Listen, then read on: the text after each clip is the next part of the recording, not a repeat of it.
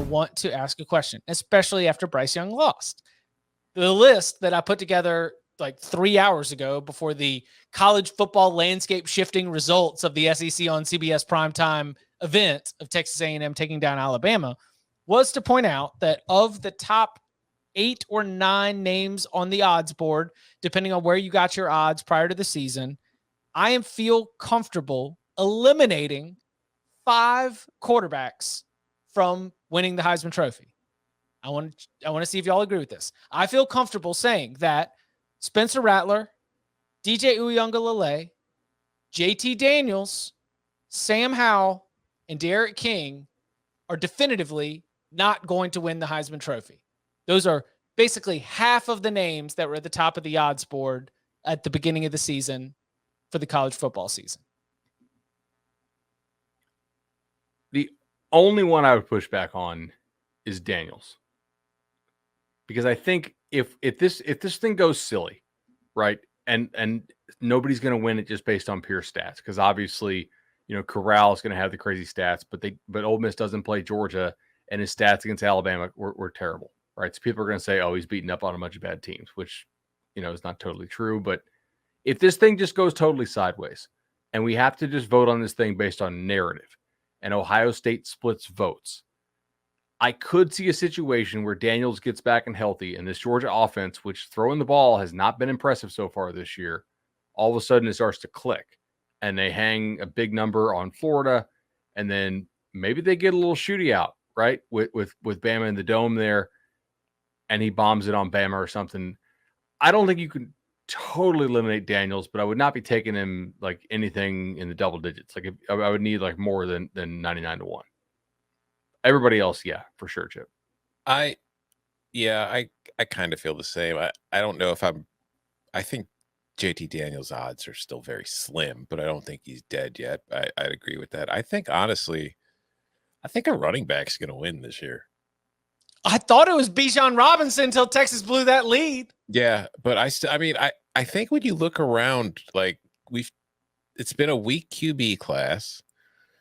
No real wide receiver has kind of stepped up as being the guy yet, but you look around and there's Bijan Robinson, there's Kenneth Walker, there's Travion Henderson, there's Brian Robinson, there's Zach Evans isn't going to win it, but he's a very good running back. There's a lot of really good running backs across the country this year. And I get the feeling that as this season goes along, some of those guys are just going to keep putting up numbers, and I think a running back's going to win at this point. I will throw, if I had to place a bet, I would probably put it on CJ Stroud.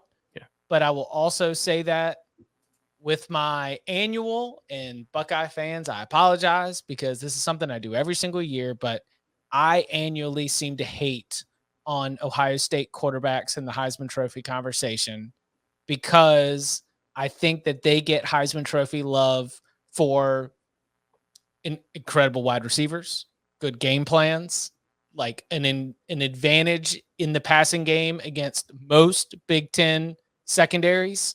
And there's something about that, there's something about the crossing routes and fly sweep game that just gets me a little hot and bothered. Like when Dwayne Haskins was just flipping the hacky sack, and getting the touchdown pass on it. Oh yeah. Huge hater. Hating Absolutely. On the Big Ten. Yeah. He's just taking advantage of those non-athletes up there in the Big Ten. They don't have what we have here in the ACC where nobody can finish higher than 8-4. Justin Fields, not 2019 Justin Fields, but 2018. No, not 2020 Justin Fields, but 2019 Justin Fields.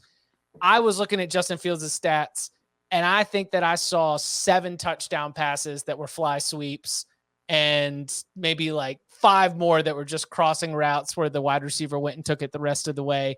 And I was a hater. And you know what Justin Fields made me do in 2020? He made me eat those words, every single one of them, as he played fantastic, not only throughout the season for the Buckeyes, shortened season, but an undefeated season, and then taking down Clemson. And while Alabama won that national championship game, I think Ohio State was a very worthy runner-up in that season. So I'm going to look at CJ Stroud again. I'm balancing this. I think that he is built, and I think this Ohio State system is built with Ryan Day for him to be able to put up incredible numbers. And Tom, you mentioned the running back, the quarterback class is weak, so you think it's going to be a running back. I agree the quarterback class is weak. I think that's why it might be a quarterback with incredible numbers, and I think CJ Stroud is going to have incredible numbers. You think I'm looking at a book right now where you get him 15-1.